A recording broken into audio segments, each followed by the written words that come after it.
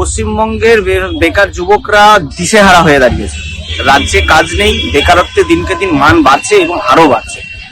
এবং এই জায়গা থেকে রাজ্য সরকার একটা যে বিপুল পরিমাণে যুবক সংখ্যার যে ভোট, এই যে আমরা বলি 18 থেকে 42 বছরের মধ্যে বয়স, 40 বছর মধ্যে বয়স, তাদের একটা বিশাল সংখ্যক পশ্চিমবাংলার মানুষ পরিযায়ী শ্রমিক হিসেবে বাইরে কাজ করতে যাচ্ছে। তো তাদের মগজ ধোলাই করা এবং তাদের ভোটটাকে ভোট কৌশল হিসেবে ব্যবহার করার জন্য একমাত্র এই স্কিম লাগু করা হচ্ছে। বিগত 15 বছরের সরকার বেকার যুবকদের জন্য কোনো রকম কোনো পরিকল্পনা করেনি, কোনো রকম কিছু ভাবেনি।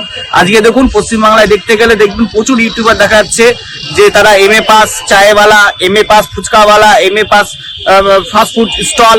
তো বেকার যুবকরা তাদের পথ খোঁজার চেষ্টা করছে, কিন্তু এই রাজ্য সরকার পথ খুঁজতে পারছে না। এবং এই রাজ্য সরকার প্রথমত শিল্পায়নের জন্য প্রথমেই তীব্র বিরোধিতা করে এই রাজ্যের শিল্পায়নকে দিশেহারা করে দিয়েছে। এই রাজ্যে কোনো শিল্প আসতে চাইছে না, অর্থাৎ পশ্চিমবঙ্গের ভবিষ্যৎ অন্ধকার হয়ে গেছে।